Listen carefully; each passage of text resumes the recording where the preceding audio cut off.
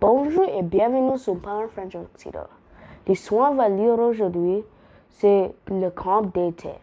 C'est au sujet que Paul, qui a 8 ans, est allé au camp. Et c'est très actif. Et il allait sieste. Si tu aimes, abonnez-vous sur le bouton d'abonnement et merci. Allons-y. Le camp d'été. Paul est un petit garçon hyperactif de 8 ans. Ses parents sont fatigués de toujours lui courir après. Pour se reposer un peu et parce que Paul adore le sport et toutes les activités de plein air, il décide de l'envoyer au camp d'été pour les vacances. Là-bas, il pourra se défouler au grand air et dépenser toute ses énergies. C'est le premier jour de camp. La directrice des animations accueille les enfants et les dirige dans les chambres. Puis il y a une réunion dans la salle commune pour expliquer le programme de la semaine aux parents et à leurs enfants. Voici comment les choses vont se passer. Le matin, réveil tôt, entre 5h30 et 8h moins quart. Petit déjeuner et toilette. S'il fait beau et qu'il y a du soleil, activité nautique. S'il pleut ou que le ciel est couvert de nuages, fabrication de cabanes pour les animaux de la forêt qui en auront besoin en automne et en hiver pour s'habituer. Puis, observation des naissances d'animaux qui ont eu lieu à la ferme au printemps. Et fin de matinée, vers 11h15, ménage des chambres pendant une demi-heure, les jours de la semaine, de lundi au vendredi. Les journées et samedi et dimanche.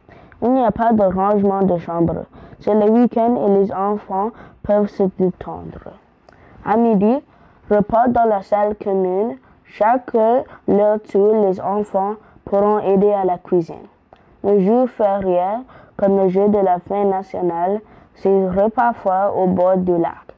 Le repas dure entre 45 minutes et 1 heure. L'après-midi sera consacré au sport, sauf s'il y a une canicule ou averse. Dans ce cas, les enfants resteront se reposer à l'intérieur et feront des ateliers de bricolage ou de sport en salle. À 16 heures, c'est le goûter. Les enfants pourront profiter de ce moment pour passer quelques coups de fil, mais pas d'Internet ou seulement quelques secondes pour envoyer un email à leurs parents. Ensuite, en avril, mai, juin, juillet, août et septembre, pendant les mois de beau temps généralement ensoleillés, les enfants aideront le jardinier ou potager. Ceux qui reviendront pour les camps d'hiver de décembre à mars, remplaçant cette activité par des leçons de ski ou de sport de neige au choix.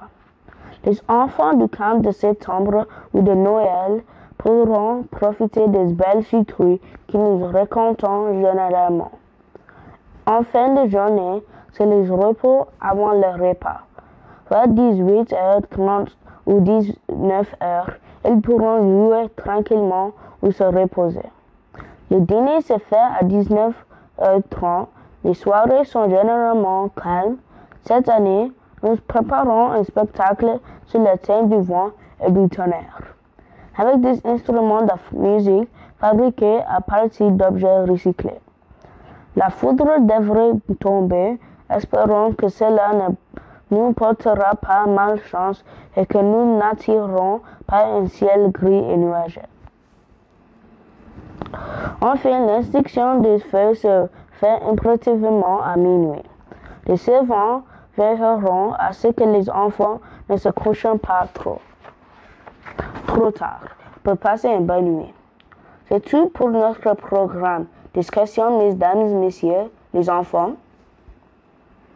Paul se tourne alors vers ses parents. Toutes ces choses à faire. On ne va pas arrêter de courir partout. Je pars de vacances. Je vais être épuisé, moi, à la fin de l'été. En rentrant à la maison, j'aurai juste envie de faire des siestes et de rester tranquille. La mère se tourne alors vers son mari et lui chuchote à l'oreille. C'est vraiment une excellente idée de ce camp. Chérie, je me sens déjà reposée. Merci.